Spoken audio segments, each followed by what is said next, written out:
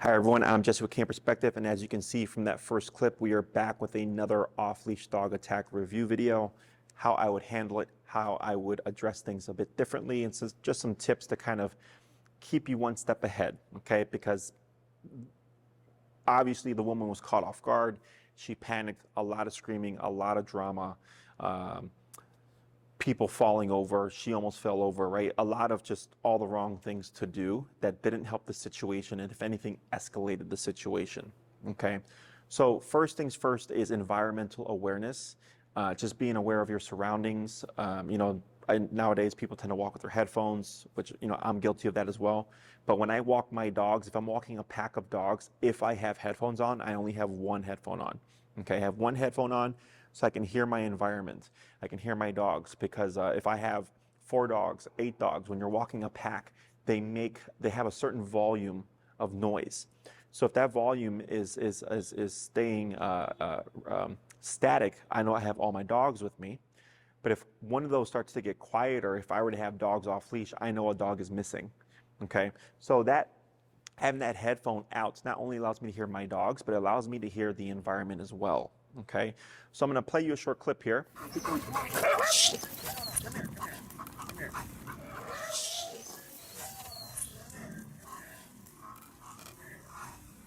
So this clip is an old clip. It's a great clip that my trainer happened to catch at the time where I was walking with a client. So when I talk about environmental awareness, in this particular case, when we were walking around the park, I saw a man playing fetch with his lab, the one that I confronted in the video.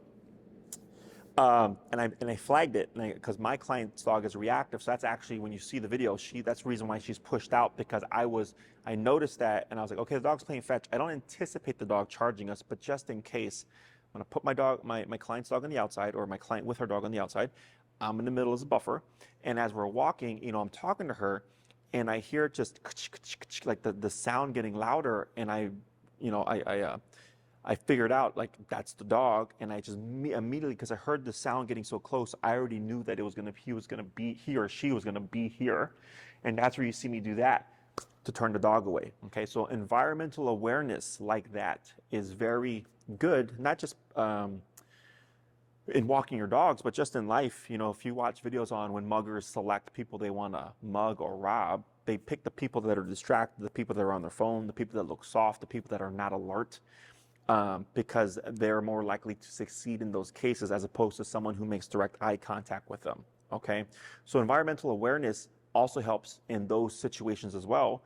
When you're coming out of a train station, if you're getting off a bus, all that stuff, if you're riding a bus, that environmental awareness, being up and being awake and looking around will also help you in those situations, okay? So back to our video. One thing to note is when she was passing the car, you could see where she noticed, right? And you see that hand just start to slowly go back.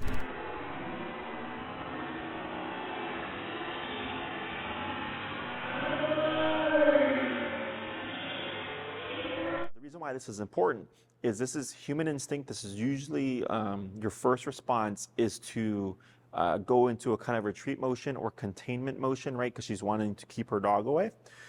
So actually, in that moment, instead of doing this, what I would have done, I agree with this because you want to start to remove your dog because the attacking dog was on that side as well, is this, and you're moving in and you're already projecting loudness, you're projecting energy, hey, right? And I'm being quiet because I'm at my facility, but you're projecting that energy, and you would be surprised. Just like in that clip I played a moment ago, that's literally all I did was snap and do this, and that whipped the dog around.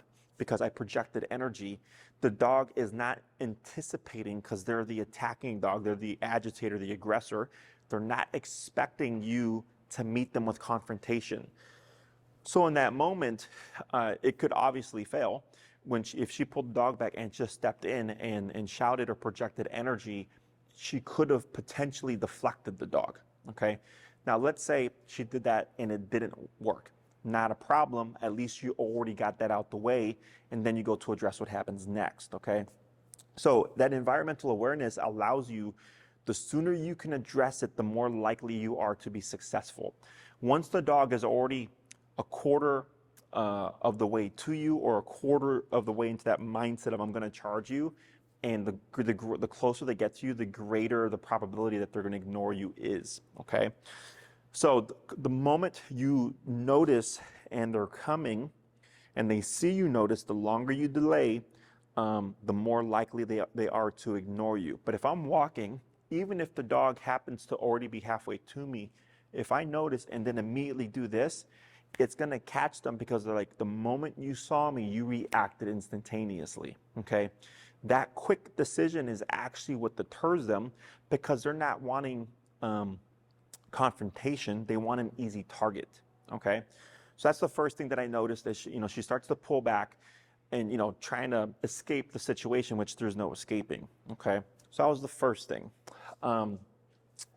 Once the attack actually happened, because the other dog was off leash, I would suggest drop the leash and let your dog defend itself, okay? The dog's involved in a scuffle. Very unlikely that the dogs would end up in the street, maybe, but it's going to be contained right where they make contact for the most part, okay? Unless the dog tries to flee the situation, which also allows your dog that option, okay? It seemed like she was walking on a quiet street, considering that there was no traffic at the time, no cars passed by during that altercation. So if that was my neighborhood and I knew this is a slow street, first instinct is drop that leash, okay? So she keeps the leash, and because of that, she almost trips over the stroller.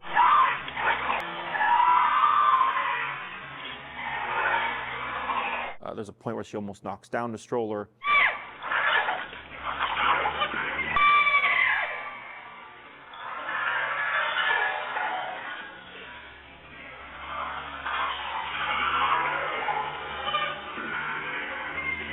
And everybody's just frantic. She gets twisted around.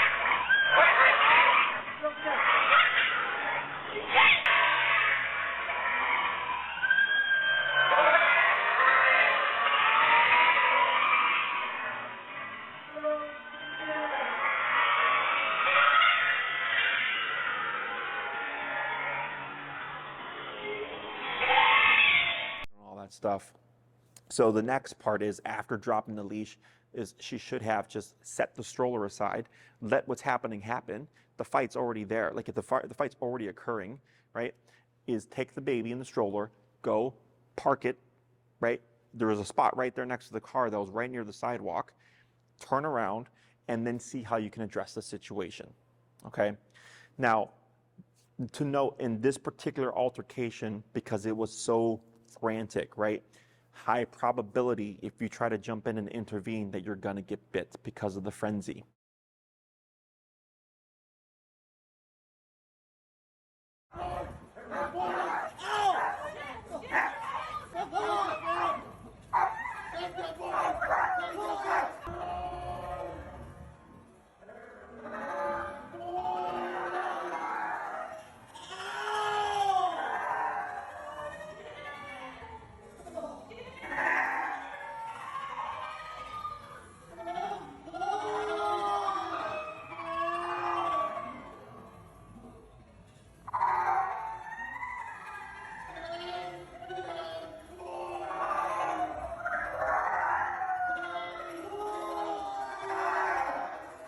Okay, this is not a dog latched on and held. These are two dogs going back to back, and in that frenzy, if you go in, you might get bitten in the redirect, or, because most people tend to go for the mouths, like they tend to go for the neck or the shoulders or whatever, the collar. Because of that, you're more than likely going to get a redirect, okay? So because of that, I wouldn't suggest just diving in.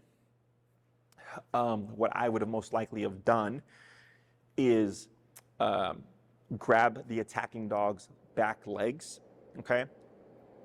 Once you pick up the back legs, the dog may be caught off guard and stop the attack themselves, okay? Because they're just like discombobulated. And in that moment, you just swing them out, okay? Now, the other dog, in the case where the threat has been removed, may disengage.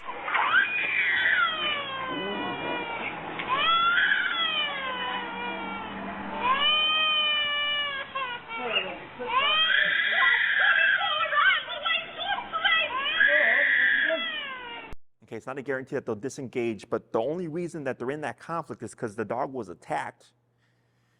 So they're defending themselves. So the moment the agitator is removed, there is a probability that that other dog would have disengaged.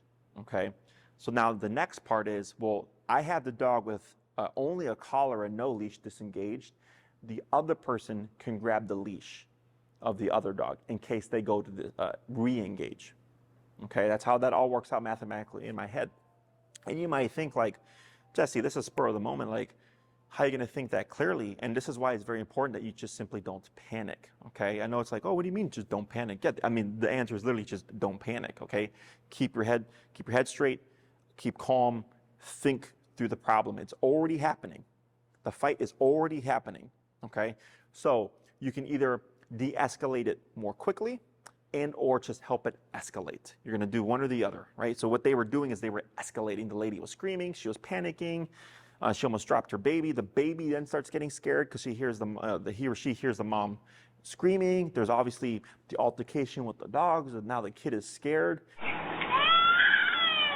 And to me, I think, well, now that child has had a scary, traumatizing interaction as opposed to saying, oh, wow, like, yeah, that should happen. But mom addressed it, right? She was calm about it. Like there was no like this frantic, panicked energy. It was just taken care of. I do believe that children and dogs do see this, okay? So, key thing in this situation, especially with the baby in the stroller, is drop the leash, let the dog defend itself. Secure the stroller, right? The human baby comes first. Baby is safe. How can I address the situation? Okay, so human instinct is to just jump in, which is what the guy did. And I mean, it was his dog that attacked her dog. So, you know, I'm not gonna, how do you say, fault him for doing that. The reason why I say for the other owner, right? Because I look at it this way, well, your dog attacked my dog. Okay, I'm minding my business with my dog on a leash. Your dog attacked my dog. If you're gonna jump in and risk getting bit, go for it. That's your consequence for not having control over your dog. Me, I'm going to help contain the situation too, but I don't want to get bit because of somebody else's bad judgment, bad decision. Okay, that's not for. I'm not going to undertake that liability on behalf of them. Okay, now I will do it to save my dog. Don't get me wrong, but at the same time, I'm not going to go out my way to injure myself because somebody else made a dumbass decision. That's just how I think of it or view things. Let's look at why this may have happened. Okay, so I see two potential things here. One is, you know, we don't see what the guy was doing. It looks like he was probably sitting on the bench with his dog at his feet or something. That's my assumption, unless maybe he was coming out his front door. We can't see because it's, again, not on the camera. But she comes out from behind the car.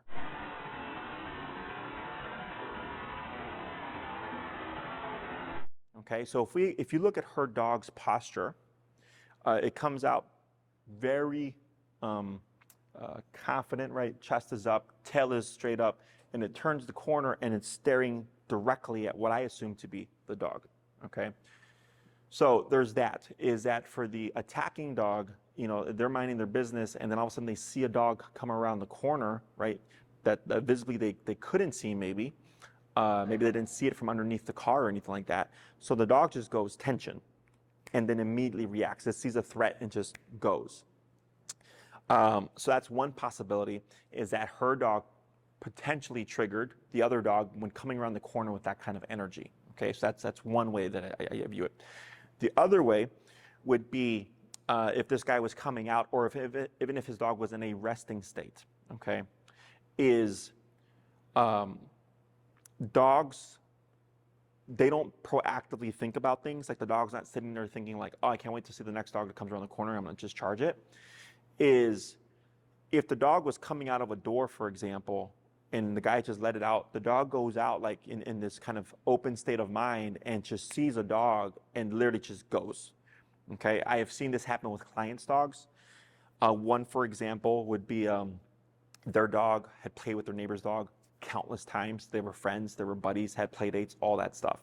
Then one day they opened their front door to let the dog go potty in the yard, and the neighbor's dog had escaped their yard, their own yard, and went into my client's yard and happened to be in the yard when they were letting their dog out to go potty. Their dog took off, ran off the porch, came around the back, around the house to the back of the yard and attacked the other dog. Okay.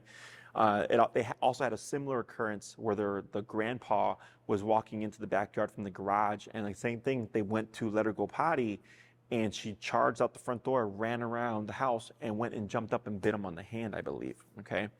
And they were really freaked out about this, and I was like, your dog's not human aggressive, it's your dog was in a territorial mindset. When you let her out, she knew something was off and just went to protect the property. Okay, so it was unfortunate that it was, you know, the neighbor's dog and then it was the grandfather. But I go, to me, it makes total sense. It's not the dog actively being aggressive. It's a dog in a territorial mindset, and it's the same. It's a potentially similar situation here. If that guy was letting his dog out the front door, or if he was just sitting there and they're hanging out in a resting state, and all of a sudden the dog sees another dog and just goes into that protection mode, that's also a possibility of why that happened, okay? And that's more so just to give you insights on how a dog's brain works. Obviously, it doesn't really help with the situation itself. Another thing to note that I don't recommend is dogs on harnesses.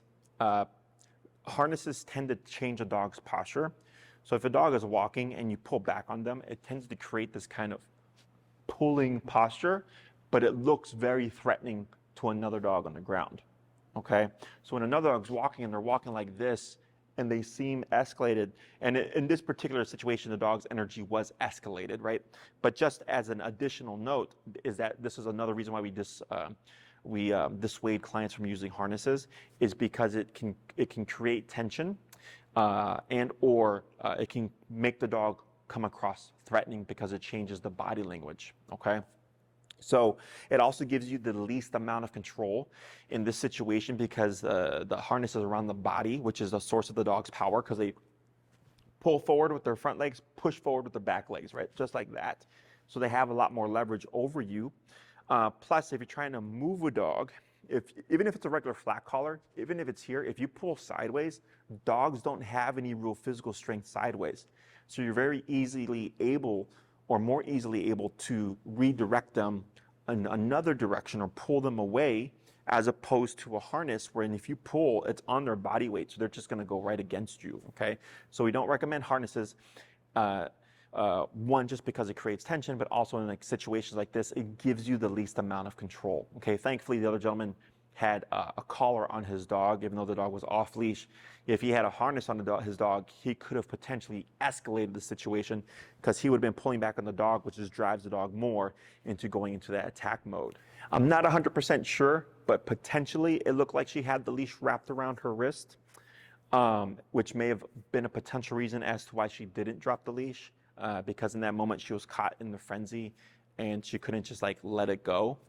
Which is why we don't recommend dog owners, wrap their leash around their hand or around their wrist like that, because in this particular moment, it potentially may have inhibited her. We do the over the thumb with the loop and then over the pointer with the slack for what I call the trainer hold. So it's a very easy way to address the length of your leash, but then also at the same time, if we need to let it go, it's gonna be very easily released, okay? All right, so that concludes my review of this video. Pretty straightforward. I don't think this was anything too complicated, but this was a nice video to address simply because, lady had a stroller and all that stuff, getting caught off guard. So I think I had some good topics to review. If you found this useful, as always, like and subscribe. Please share with your friends. And I'm Jesse with Canine Perspective. Thank you for watching.